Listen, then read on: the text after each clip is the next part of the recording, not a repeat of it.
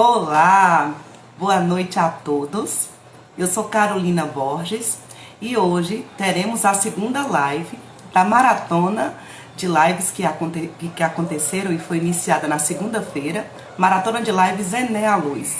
Teremos hoje como convidado uma pessoa muito especial, né, um profissional que tem se tornado referência regional em sua área de atuação, né, e com certeza irá nos agraciar com grandes conhecimentos que nos levarão a olhar a realidade de uma forma diferente.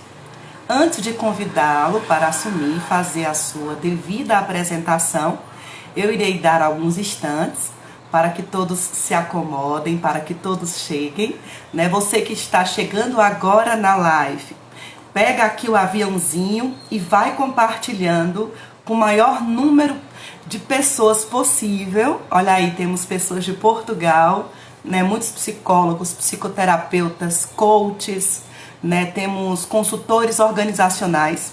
Então faz essa corrente do bem conosco. Pega esse aviãozinho e compartilha com pessoas que talvez, né, possam aprender conosco. Então a gente vai dar alguns instantes e em poucos segundos, minutos, a gente irá iniciar a nossa live sobre a tipologia junguiana e o eneagrama, ok?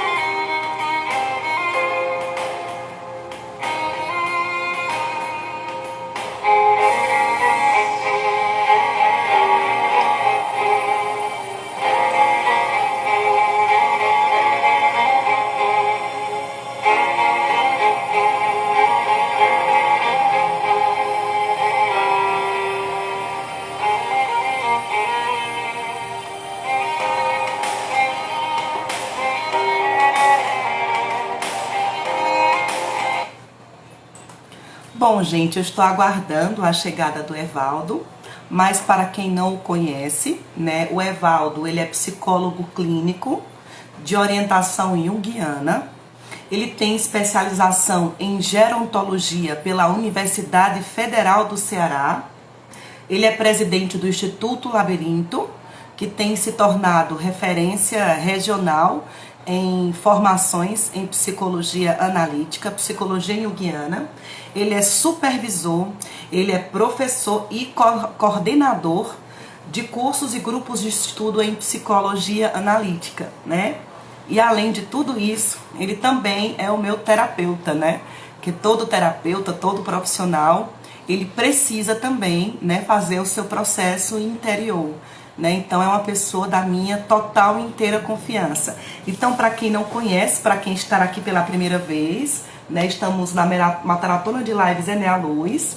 Tivemos segunda-feira uma live incrível com o André Prudente sobre resolução de conflitos à luz do eneagrama, certo? Essa live ficou disponibilizada no nosso canal no YouTube, né, o canal Carolina Borges, na íntegra, editado. Então, se você não pôde ouvir essa live, você pode conferir, né, no YouTube.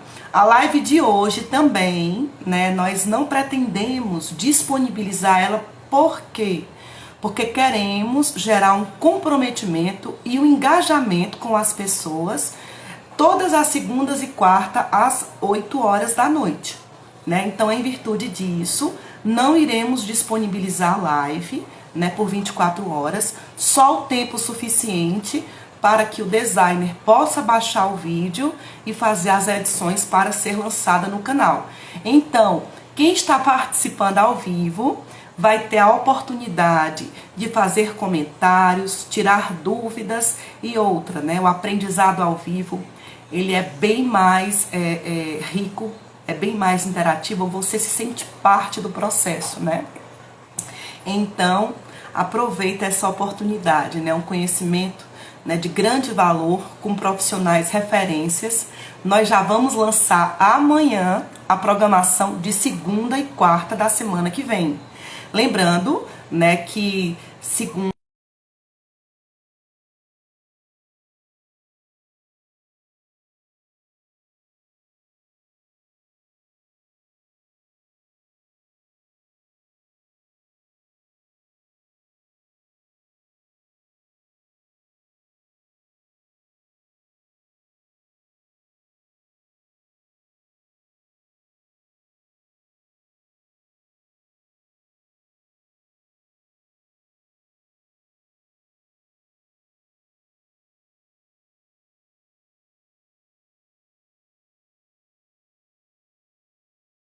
para quem está presente.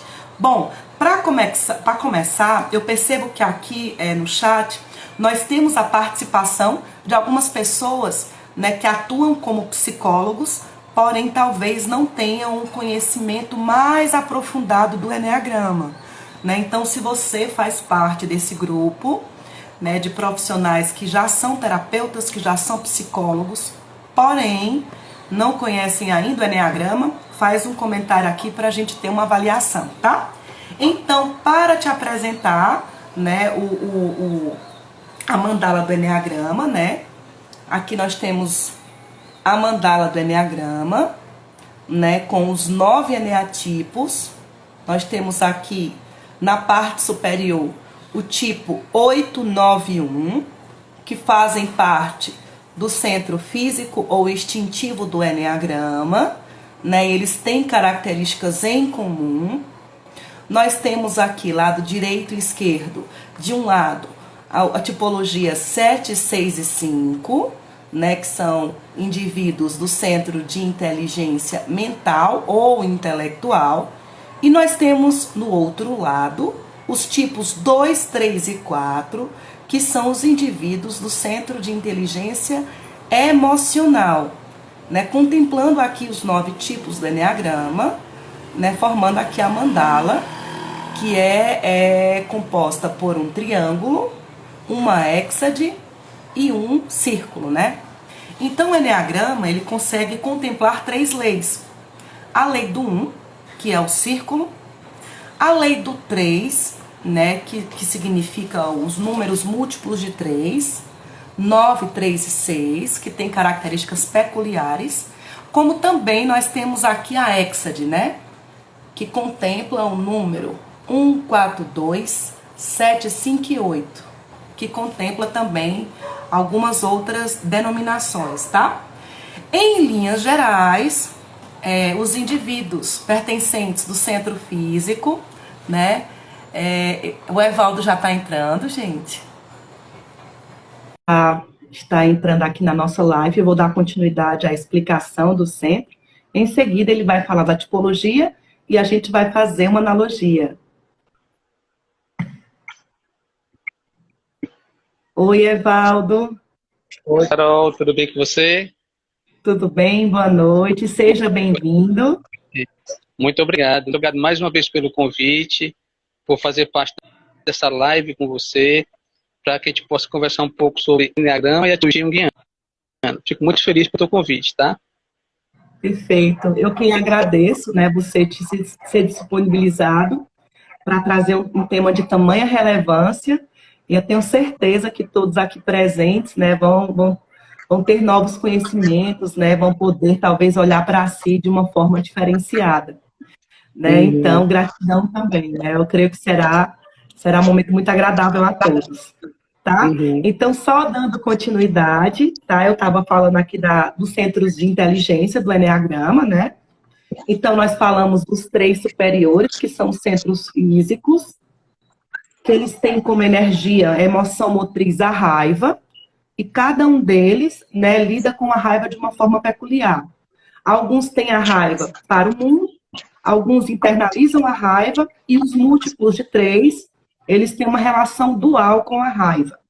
São indivíduos mais agressivos, né? Eles têm uma questão de estar no presente, mas não aceitar o presente. Então, inconscientemente, eles têm uma crença de que estão sobrevivendo, né? Eles têm uma crença de sobrevivência. Então, são pessoas mais reativas, tá? Nós temos, do outro lado, as pessoas do centro emocional, que é o número 2, 3 e 4, que são indivíduos mais voltados para o relacionamento, né? São pessoas que, de alguma forma, estão mais voltados ao passado, né? Então, eles têm uma tendência, dependendo da tipologia e do instinto, a melancolia, né? A nostalgia. São pessoas também que têm como emoção motriz a vergonha ou a tristeza. Que isso no adulto, né, vai ser pensado como preocupação com a imagem. São pessoas mais preocupadas com a imagem, né? Então, eles se preocupam muito com os relacionamentos, fazem amizades muito fáceis, são também mais sensíveis e, quando estão machucados, né, também sabem ferir, né, vão bem no calcanhar de Aquiles das pessoas. E fechando aqui, né, os 3 centros, nós temos o último centro, que é o centro mental intelectual, composto pelo tipo 7, 6 e 5, que são pessoas mais voltadas para o futuro, e por serem mais voltadas para o futuro, eles têm uma tendência a terem mais ansiedade, né? Eles têm uma tendência a estarem no futuro e acabam não vivendo o tempo presente. São pessoas que têm como emoção predominante o medo, que aí fazem com que eles se tornem pessoas mais retraídas, mais introspectas e mais observadoras, né? Claro, com a peculiaridade de cada eneatipo. São pessoas também que, por serem mentais, gostam de elaborar estratégias, pensamentos, né? Eles gostam que, por serem inseguros, terem medos, eles só vão para a ação quando eles têm um plano A e um plano B, quando eles pesquisam bem os dados, têm certeza do que vão fazer. E são pessoas também que têm alta capacidade analítica, né? E aí que eu acho que também tem muita conexão aí com a tipologia junguiana, né? Que tem o sentimento, o pensamento, a intuição. E aí, Evaldo, eu gostaria de te convidar a nos esclarecer, né? Quais são os tipos junguianos, né? E ao final da sua descrição, a gente conectar, perceber o que tem em comum entre ambas as descrições. A palavra é sua. Ok, Carol. Então vamos lá conversar um pouquinho sobre a tipologia junguiana, né? Então, para a gente situar um pouquinho dentro do contexto sócio-histórico, dentro do desenvolvimento desse saber, desse conceito na psicologia analítica, tá? Jung começa a analisar sobre a tipologia a partir do momento em que ele está vivenciando um certo confronto entre as ideias da psicanálise que ele estava começando a estudar junto com Freud, né? Então, naquele embate, né, daquele conflito de ideias entre ele e Freud, ele percebia algumas divergências em relação à questão da psique, em relação à questão da sexualidade, da libido enquanto sexualidade, né? E já um vislumbre em relação ao inconsciente. E nesse mesmo período, né, outros estudiosos, outros psicanalistas, né, como Adler, também começavam a ter uma outra teoria, diferente um pouco da de Freud. Então, o que é que Jung fez? Bastou um pouco, ficou observando os pensadores, os teóricos, né, da psicanálise daquela época. Ele começou a perceber que cada um estava construindo uma teoria diferente, e essa teoria que estava sendo construída de forma diferente, Jung foi sacando que tinha a ver também com a forma que cada um tinha de ver o mundo, de ver a realidade. Então, daí, Jung começou a teorizar e a pensar nessa hipótese de que cada pessoa, de acordo com a sua tipologia, iria ver o mundo de forma diferente. Eu costumo sempre contar um exemplo, né, nas minhas aulas, nos meus encontros, mais ou menos o seguinte: se for eu, você, Carol, mais 2 pessoas, se a gente for ver o pôr do sol lá em Canoa Quebrada, né, lá na duna, pôr do sol, eu vou ver esse pôr do sol de uma forma diferente, você vai ser tocada por esse pôr do sol de uma outra forma, a pessoa C e a pessoa D também irão perceber e vislumbrar esse pôr do sol de formas diferentes. Mas como é que isso é possível, já que é o mesmo pôr do sol, já que é o mesmo fenômeno? Ora, por quê? O que é que Jung vai dizer? Que, embora o mesmo fenômeno objetivo, existe uma unidade. De nós vai acontecer de forma.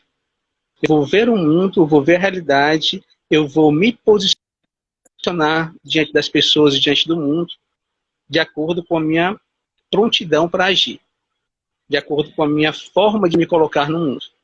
Tá? Então, ele começou a pesquisar sobre as possíveis tipologias.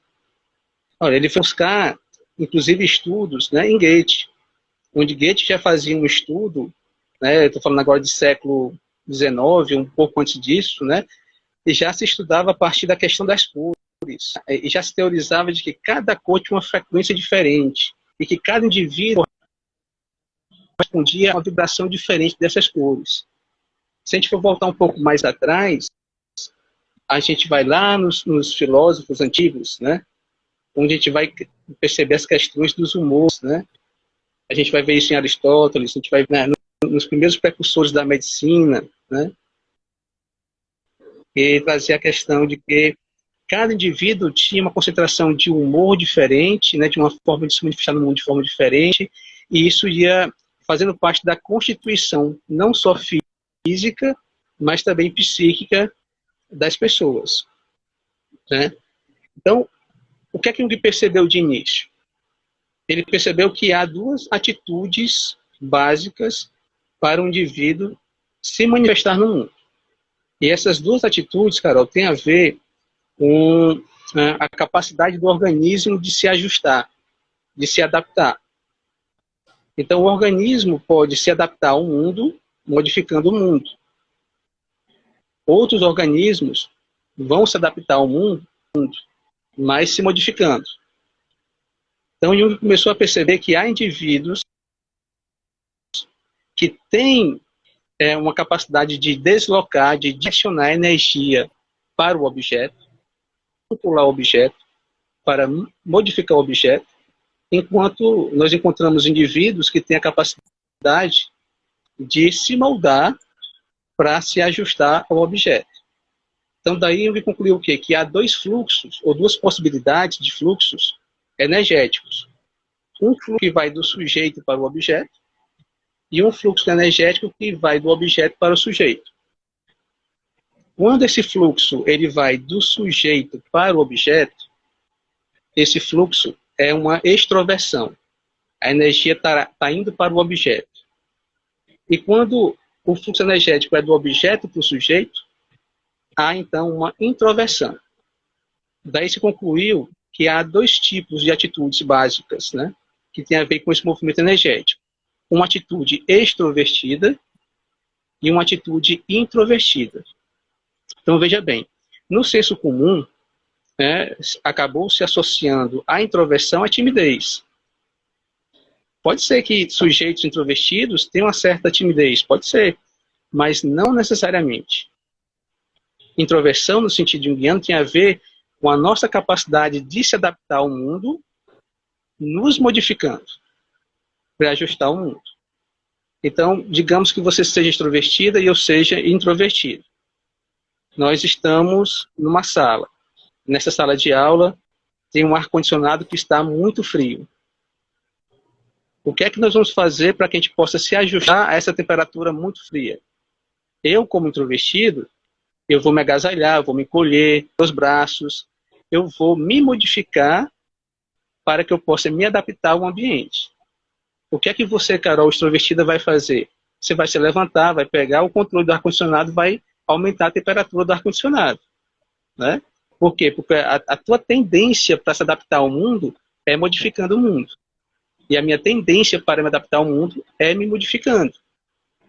Então, de início, nós temos essas quatro, né, essas duas atitudes de início. Agora vamos falar um pouco das funções psíquicas.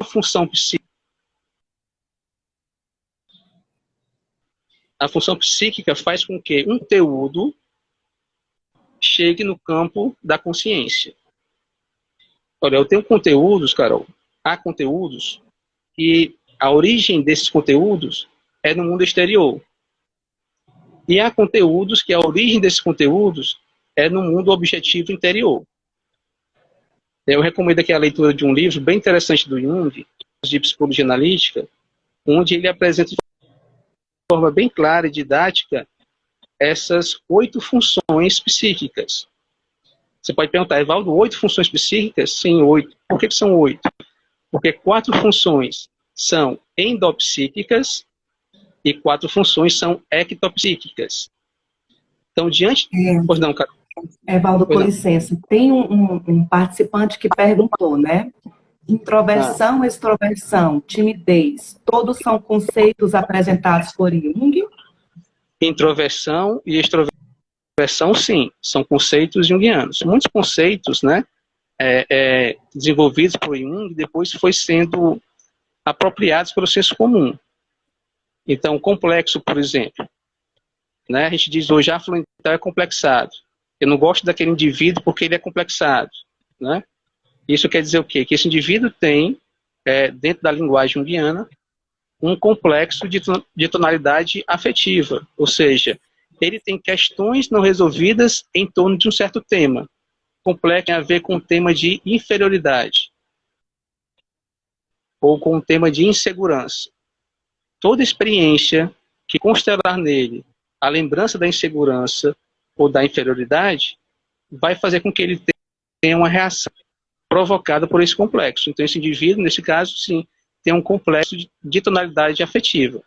Mas, de acordo com o senso comum, nem todo mundo que a gente diz que tem um complexo, que é complexado, tem, na verdade, um complexo autônomo, como teria de acordo com a psicologia analítica.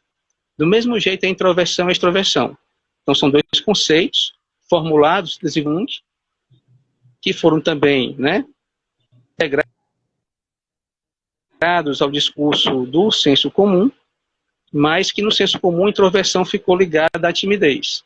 E que a gente está vendo aqui que não tem muita relação, não. Embora a gente possa encontrar indivíduos introvertidos tímidos, como também vamos encontrar indivíduos extrovertidos tímidos, né? E aí, voltando para a questão das funções. Então, toda vida que a minha consciência, o meu campo consciente, ele tiver que se relacionar com conteúdos que estão na realidade objetiva exterior, eu vou ter o que Jung vai chamar de 4 funções ectopsíquicas. Quais são elas? A sensação, o pensamento, o sentimento e a intuição. Toda vida que a minha consciência ela tiver que se relacionar com conteúdos que vêm do campo objetivo, da realidade objetiva interior, tá? Não é do mundo exterior, mas é interior, psíquicas, memória, afetos, componentes subjetivas das experiências e a invasão psíquica. Então, olha só como é interessante, Carol. A gente está falando de 2 realidades objetivas. Uma realidade objetiva no mundo exterior e uma realidade objetiva no mundo interior. Você pode perguntar, mas Evaldo, no mundo interior, essa realidade objetiva do mundo interior não faz parte da tua subjetividade? Não, não faz parte da minha subjetividade. Por quê? Porque o que faz parte da minha subjetividade tem a ver com o meu ego, com a minha experiência de vida. E à medida que esses conteúdos vão se afastando do meu ego, eles vão caindo nesse campo da realidade objetiva interior. Claro que alguns conteúdos ficam ali a nível pessoal, no inconsciente pessoal. Por isso que a memória está mais ou menos... Por isso que os afetos também podem ser mais ou menos controlados. Mas quando a gente fala de invasão psíquica, a gente não tem mais isso. Porque vem diretamente de uma imagem arquetípica. Vem diretamente de um arquétipo ou de um símbolo. E aí a gente não tem nenhum controle sobre isso, tá? Então, no caso da tipologia junguiana, o que a gente vai fazer? A gente vai esquecer essas 4 funções endopsíquicas. E vamos focar nas 4 funções ectopsíquicas. Eu possa me adaptar, eu vou me relacionar com uma realidade objetiva exterior através de 4 portas, ou através de 4 ferramentas, vamos chamar assim. Toda vida que eu olhar para a realidade objetiva exterior e eu perceber que ela existe, que ela está, eu estou me relacionando através da porta sensação. Toda vida que eu olhar para um conteúdo da realidade objetiva exterior e eu sentir, né, ou se eu intuir, melhor dizendo, né, que não existe nada aqui no presente, mas que algo esteve, ou que algo vai acontecer, que algo vai aparecer, eu vou estar me relacionando com a porta da intuição. Tá?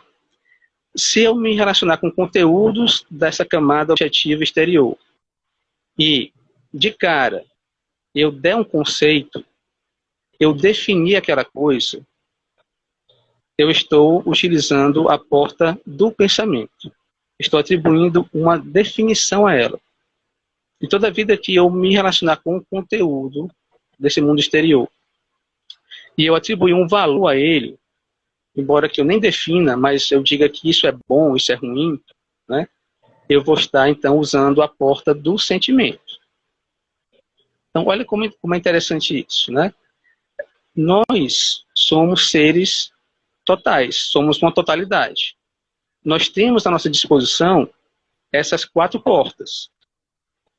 Porém, pela educação, também pela cura e pela nossa própria priorizar uma ou duas dessas portas. Tem também a questão do ego, né? Ele é unilateral. Então você pode usar uma porta dessa de cada vez. Você pode pegar uma dessas 4 ferramentas de cada vez. E naturalmente o ego vai escolher aquela ferramenta que ele se sai melhor, que ele se dá bem. E vai evitar aquela que ele tem mais dificuldade. Então veja bem, existe uma predisposição, aí vem uma questão também inata, vem uma questão hereditária, biológica. Bonfrance fala isso muito bem em alguns livros dela, né? Onde ela fala dos tipos psicológicos. Mas além dessa questão inata, hereditária, tem a questão cultural, tem a educação e tem a escolha egóica de priorizar uma dessas funções, em detrimento das outras. Se a gente pensar em termos de opostos, em termos de dualidade, nós vamos encontrar 2 eixos. Um eixo que o Jung vai chamar de eixo racional e um outro eixo que Jung vai chamar de eixo irracional. Isso. O que é o eixo irracional? É quando você apenas sente, você recebe de forma passiva. Tá? Você não tem controle nenhum, você não elabora nada, você apenas recebe aquela informação de forma passiva. Então, nesse eixo irracional, você vai ter em um polo a sensação, no outro polo a intuição. Quem tem sensação não elabora nada, só sente. Quem tem intuição também não elabora nada, só intui. Então, se eu recebo informação de que alguma coisa vai acontecer, vai aparecer, eu estou sendo influenciado pela intuição. Informação de que alguma coisa está, alguma coisa existe, eu estou sendo influenciado pela sensação. Então,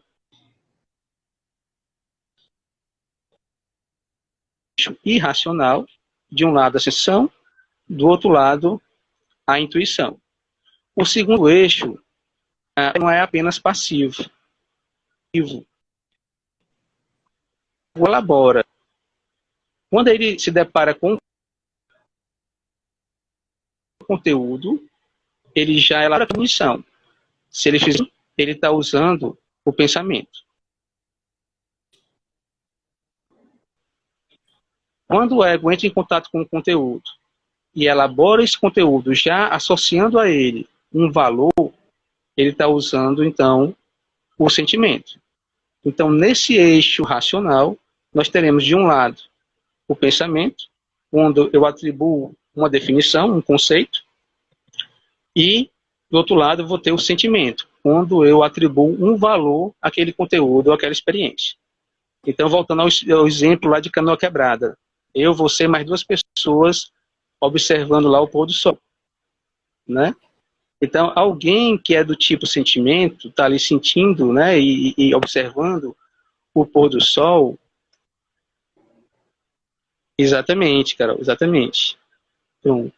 Esse alguém que é do tipo sentimento, né, encantado, e realmente, de fato, o sentimento vai estar encantado, né, pelo pôr do sol, ele pode sentir vontade de cantar uma música, compor um poema, de abraçar as pessoas e dizer assim, poxa, que coisa maravilhosa, a gente está aqui reunidos nesse pôr do sol em Canoa Quebrada, né?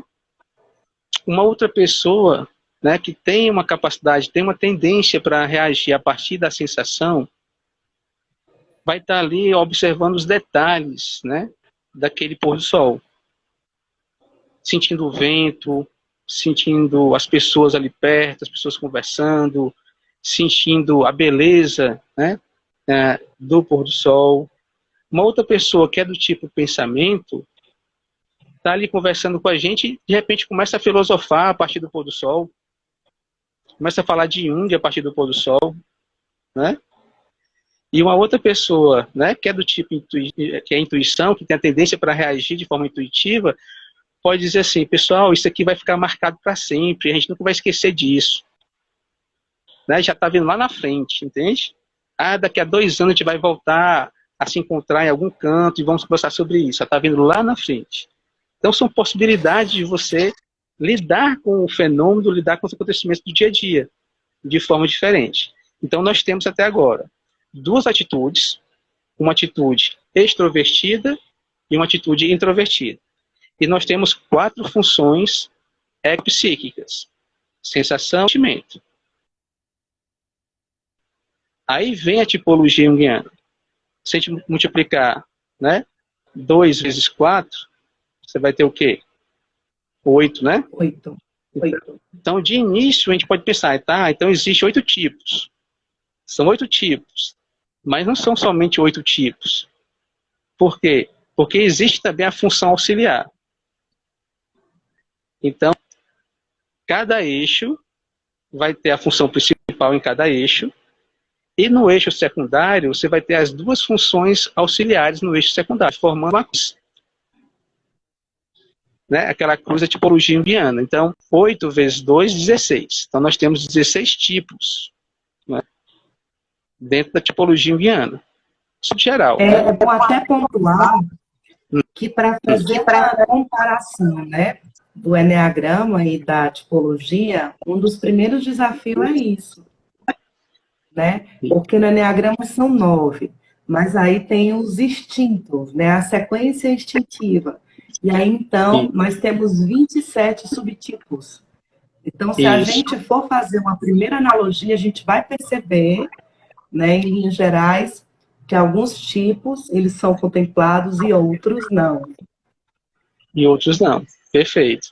Então é interessante observar também, Carol, a evolução do pensamento junguiano. Então, no momento em que ele estava observando Freud e Adler, ele chegou a perceber 2 atitudes, a extrovertida e a introvertida. Né? Perfeito. Quando ele começa a avançar nos seus estudos, nas suas pesquisas, né? E aí ele vai estudar antroposofia, né? Na antroposofia, a gente pode fazer um paralelo, uma amplificação com a questão da estrutura quatérnia, né, do ser humano, do indivíduo. Você vai ter, né, quatérnia, você vai ter dentro da antroposofia, e a gente volta um pouquinho, né, para a antroposofia, a gente vai ter a questão dos temperamentos, né?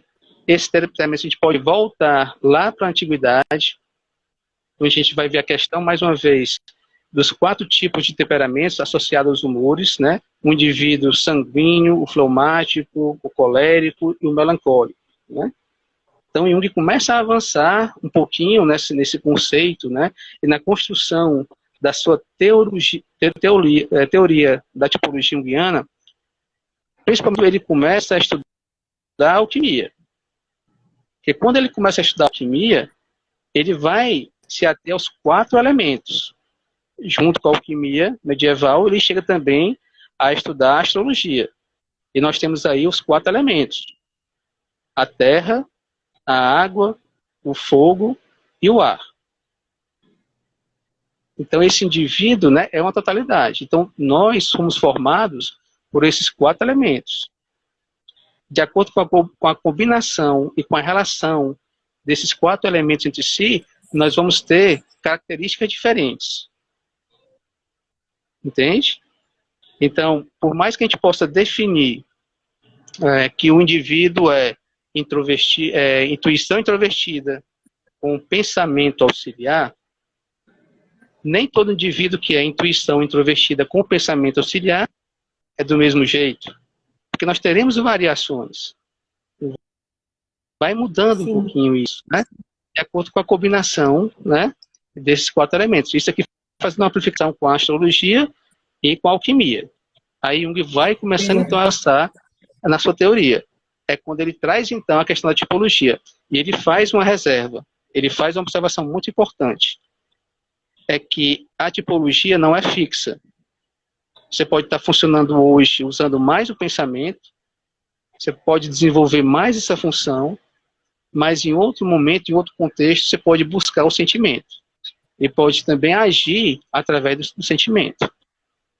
Aí já vem algo mais complexo. A gente pode depois falar um pouco mais sobre isso, depois de algum tempo. Uhum. Isso é até importante naquele livro, né? A Psicoterapia, de Von Franz. Né? Ele fala sobre o processo de individuação. Isso. E aí ele fala que primeiro você contempla toda a potencialidade da sua função superior, depois você acessa a sua primeira função auxiliar, depois você acessa a terceira função auxiliar, para só depois, né, buscar o desenvolvimento, o acolhimento da função inferior.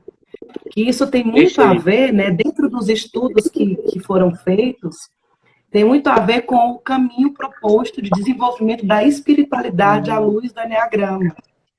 É como se a função inferior, ao olhar do Enneagrama, fosse um caminho de acolhimento da sombra. Né? Que na integralidade do ser, quando ele acolhe a sua sombra, né, ele se torna inteiro, e aí ele sai da paixão do seu eneatipo, né, que é um vício, ele acaba vendo o mundo de uma forma, né, deturpada, e aí ele, acolhendo a sua sombra, ele se torna um ser inteiro, um ser integral. E aí ele se torna um ser funcional. E aí ele vive. Outra coisa que eu também achei interessante, eu não sei se é agora, eu acredito que sim, né? Para que eu vejo que tem alguns treinadores de Enneagrama aqui nos ouvindo, eu percebi uma pequena discordância em relação a 2, 3 eneatipos, fazendo uma conexão com a tipologia junguiana. Mas, em linhas gerais, o que é que eu encontrei, né?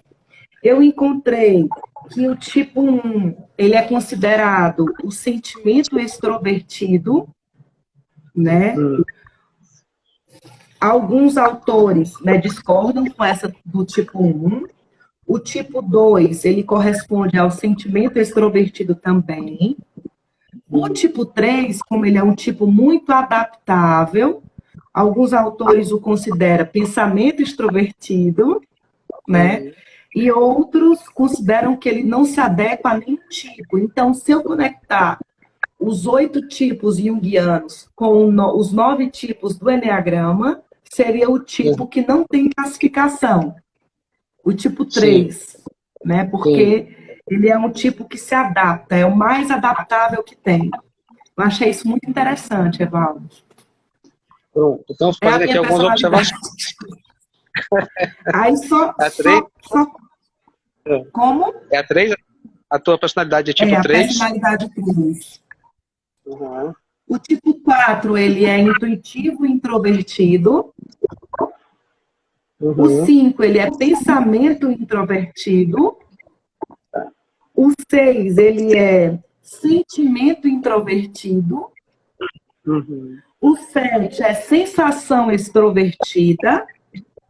O 8, alguns consideram como intuitivo extrovertido, outros como pensamento extrovertido, outros como sensação extrovertida. E o 9 como sensação introvertida. O que você percebeu, Evaldo? Então, vamos fazer aqui um exercício, nós dois, né? Escolhe um tipo que você possa falar um pouquinho do Enneagrama, desse tipo, e a partir daí eu faço o link com a tipologia junguiana. Então, escolhe um tipo e um número. Perfeito. Eu vou escolher um de propósito. Tá. Eu vou falar do tipo 4, tá? Ó, mostrando aqui na mandala. O tipo 4, ele se localiza aqui embaixo. Ele é do centro emocional, é uma pessoa que, né, tem como emoção predominante a vergonha e a tristeza, certo? Ele tem como mecanismo de defesa a introjeção. Então, quando ele chega no ambiente, ele sente. E a partir dessa sensação, né, ele vai processar internamente para poder se colocar, né? Eu tenho, inclusive, umas tipo 4 aqui comentando, viu? Ah, O tá 4 ele certo. precisa encontrar um sentido especial nas coisas, né? Tá. Ele Então, deixa eu tem fazer uma como pergunta. sentimento. Deixa eu Pois fazer uma pergunta não? para ti. O tipo 4, você falou que quando ele chega no ambiente, ele sente, né? Isso. Aí eu te pergunto, ele sente o que todo mundo sente ou ele sente algo que quase ninguém percebe? Ele Quase que sente o que está percebe. presente? Pronto. Então, ele tem uma capacidade de lidar com o ambiente, com o mundo, a partir da intuição, é isso? Ele é intuitivo? Perfeito. Muito, Uhum. muito. Então, É uma pessoa também. sendo ele intuitivo, ele pode ser intuitivo de duas formas. Pode ser intuitivo introvertido, pode ser intuitivo extrovertido.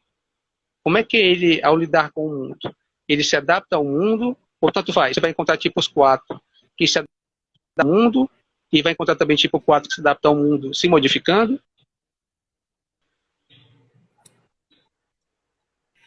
O 4 normalmente, né, a gente fala dentro do Ah, Eneagrama que existem os níveis de desenvolvimento. Né? Alguns autores falam de 3, outros, né, Rus e Hudson falam 7, né, ou até 9 eneatipos, é, 9 níveis de desenvolvimento. Então, isso vai mudar de acordo com o grau de amadurecimento. Mas, em linhas gerais, o 4 ele se sente inadaptado. Ele não se adapta ao mundo, né? é, E aí ele é uma pessoa que ele se acha por isso, até por sua tá. história de vida, né? Ele tem uma criança Uhum, ferida de abandono, uma experiência de abandono, que o faz com que ele se sinta único e especial. certo. Então, são indivíduos, na fase adulta, muito criativos, né? São pessoas muito sensíveis, que percebem o sutil, a nuance, né? O povo francês diz que a França, né, ela tem uma energia muito tipo 4. Portugal também. Então, tem essa questão muito do sutil, do sentimento e da minúcia. Certo. Então, o tipo 4, Carol, ele se sente especial e se sente não compreendido pelas pessoas porque ele percebe coisas que quase ninguém percebe. Mais ou menos assim? Pronto. Sim, mas eu quero também que as pessoas que estão aqui na live que É, possam comentar, porque eu sei que tem algumas alunas e mentorandas que são tipo 4, uhum, né? Elas podem também tá, interagir aqui conosco e afirmar essas colocações. certo. E outra pergunta. A gente vai encontrar pessoas, né, que no tipo 4 que são bem ajustadas a grupos, a lugares, né, consegue ter um certo capacidade de liderança, mas também vamos encontrar pessoas tipo 4 que se sentem um pouco mais à vontade de ficar sozinhas, isoladas, meditando, refletindo sobre a vida, escrevendo. Bom, então a gente, no tipo 4, né, pelo que eu estou entendendo, você vai me confirmar isso, se eu estou entendendo correto, né, intuitivos, extrovertidos e introvertidos. Pode ser? Sim, sim. A gente tem os subtipos, né? Os subtipos, eles têm, de acordo com a predominância, a sua sequência instintiva. Então, tem diferenças gritantes, né, do 4. Né? Tem o 4 sexual, autopreservação e social. Existe o quarto que não se adapta e ele vai e luta, né? Ele procura. E como tem o 4 também, que ele é mais dócil, ele é mais introvertido, ele é mais introspecto, né? Vejam só, né? Algumas alunas, né? A Jane falou, né? Totalmente isso. A Yara, né? Carol, sou 4, me sinto exatamente como você me definiu. A Jane aqui também desse jeitinho. Então, o 4, ele tem esse jeito muito sutil, muito especial, né? O que eu Uhum. achei interessante também, Evaldo, nessa questão da analogia do Eneagrama com a tipologia junguiana, né, essa colocação desse autor. O que torna a personalidade humana tão diversa e fascinante é que você nunca pode realmente atribuí-la a um estereótipo, e simplesmente sempre encontraram de maneiras de se surpreender sempre que tentar rotular ou encaixotar, né? Uhum. O que quer dizer isso, né? Que não existe, teoricamente, né? Quer dizer que todo quadro ele vai ser intuição introvertida? Não, né? A gente pegou alguns artigos aqui que eles, inclusive, têm gráficos em que foram feitas pesquisas epidemiológicas, em que se levantou os tipos que são frequentes, os convencionais e os escassos, né? Então, por que que é importante? Às vezes, tem algumas pessoas que estão em processo terapêutico, né? E não tem o conhecimento do Eneagrama e não sabe a sua tipologia junguiana. Então, é uma forma que tem. Ó, o pessoal quer ver seu rosto, Evaldo. Agora. É uma forma que tem, por exemplo, para tirar as dúvidas, né? Você tendo esse conhecimento, por exemplo, os meus mentorandos. Os meus mentorandos, a gente faz a análise do eneatipo, avalia a sequência instintiva, mas eu vou incluir agora a tipologia junguiana. Porque a gente vê na tipologia junguiana também o caminho a ser seguido. Normalmente, é os desafios que tem. Eu achei isso bem interessante. Outra coisa que Evaldo? é muito importante a gente entender dentro dessa tipologia a questão da sombra, que tem a ver com a função inferior, que é aquele ponto, né, que é o nosso calcanhar de Aquiles, onde a gente falha, né, onde a gente tenta controlar, tenta se organizar, tenta resolver e não consegue resolver. Você citou a von Franz, né, você falou que a gente desenvolve as duas outras funções pelo esforço egóico, né, as duas outras funções auxiliares, mas em relação à função inferior, a gente não consegue desenvolver pelo nosso esforço. A gente não tem nenhum controle sobre ela. É ela que nos controla. O máximo que a gente pode fazer, Carol, é a gente tomar consciência dela, da existência dela, e tentar se posicionar através do que Jung chama de confronto, possa transformar essa função inferior em função transcendente. É aí que vem, né, a beleza e o encanto da psicologia analítica, né? Você lidar com os símbolos, você lidar com as imagens psíquicas, dialogar com elas, para que você possa crescer, ampliar a tua consciência a partir delas. O que eu achei muito rico, Evaldo, até me colocando, né, como paciente também de terapia junguiana, né? Eu, por muitos anos, né, já fiz processo terapêutico, né, fui paciente em outras técnicas, mas o meu relato com a psicoterapia junguiana é que é assim, o subsídio terapêutico, as informações que se tem em terapia, elas trazem conteúdos muito profundos, né, conteúdos bem mais profundos e parece que mais completos. É como se algo, não criticando, eu estou me colocando apenas como paciente, né? Eu não sou psicóloga. Mas, assim, que para mim, como paciente, me submeter ao processo por um método junguiano, né? Ele trouxe para mim acontecimentos e fatos que eu experienciei que eu não conseguia justificar de forma convencional em outro método terapêutico. Né? Então, eu me sinto mais compreendida. Isso, para mim, faz uma grande diferença. Né? Eu consegui compreender, por exemplo, né, qual é a minha tipologia junguiana. Né? Eu fui estudar, eu fiquei, Evaldo é isso, Evaldo é aquilo, você eu acho isso, não sei o quê. Mas nunca definindo, sempre, né, amplificando. E outra coisa que eu achei muito, muito, muito rica também no livro A Psicoterapia de von Franz foi quando ela fala da importância dos sonhos, né, a importância que a gente tem de acolher os sonhos, e principalmente, né, ela diz que a única forma de lidar de uma forma, eu nem sei como, Evaldo, me corrige, por favor, é uma forma de talvez começar a trabalhar nessa função inferior com a imaginação criativa, né? Isso. Eu estou vendo aqui o Alex Souza comentando, né, que ele dizendo que conheceu Jung durante 2 momentos da vida dele, e que Persona e Sombra foram os primeiros escritos, né, que o arrepiaram, né? Então, queria aproveitar essa fala dele para poder, em cima do que você acabou de comentar, aprofundar um pouco mais o que a gente está falando aqui, né? Então, quando o ego começa a formar A uma... gente só tem 8 minutos. Nossa, então vamos lá, vamos correr. Então a gente vai ter que encerrar uns 2 minutos antes, porque senão o Instagram ele derruba a gente e a gente perde a live.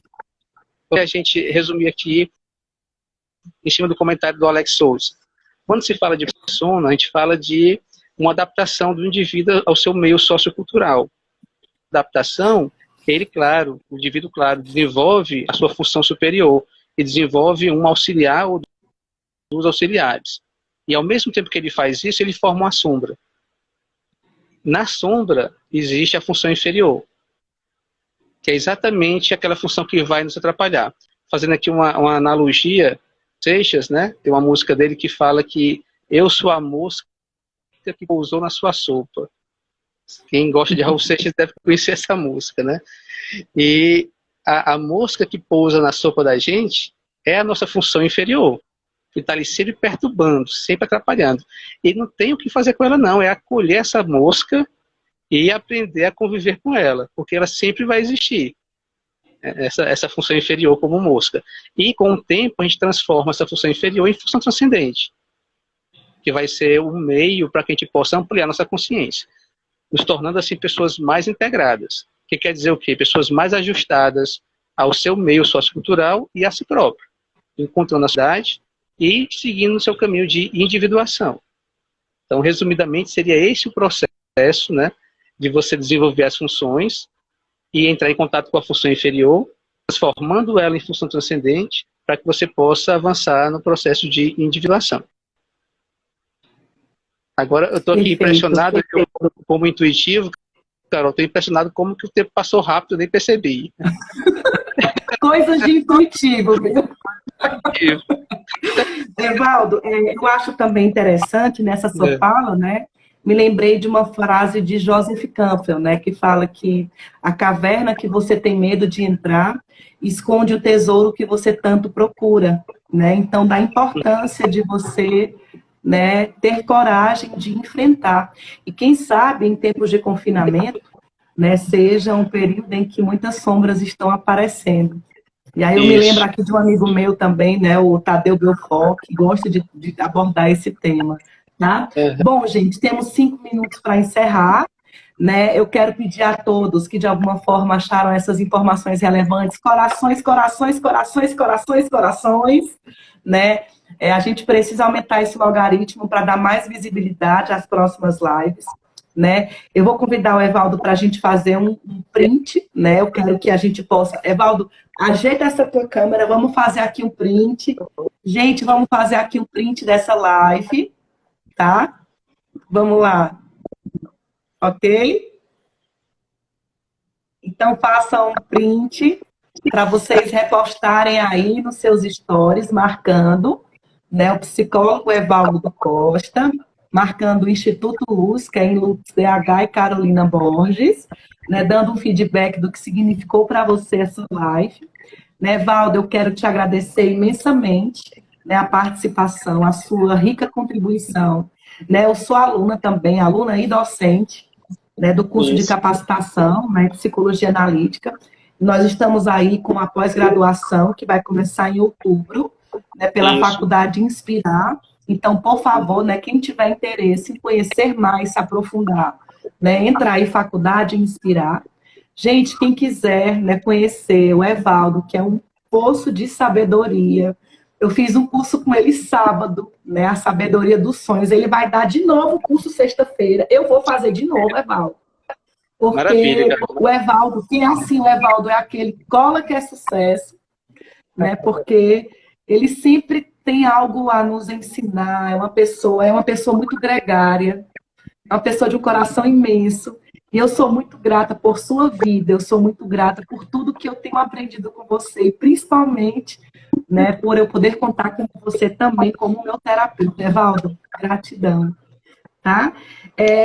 Bom, gente, vamos encerrar, né, as lives. Eu vou encerrar antes que o o Instagram nos derrube. Gente, eu não vou disponibilizar a live aqui 24 horas. Nós vamos editar e vamos colocar no canal do YouTube. A gente vai deixar alguns minutos, que é o tempo para o design baixar, certo? E eu sugiro, né, você escutar novamente a live com o caderninho anotando tudo. Então, gente, até mais. Evaldo, Até mais, gratidão. Carol. Gratidão. Obrigado, hein? E até logo. Tchau, tchau.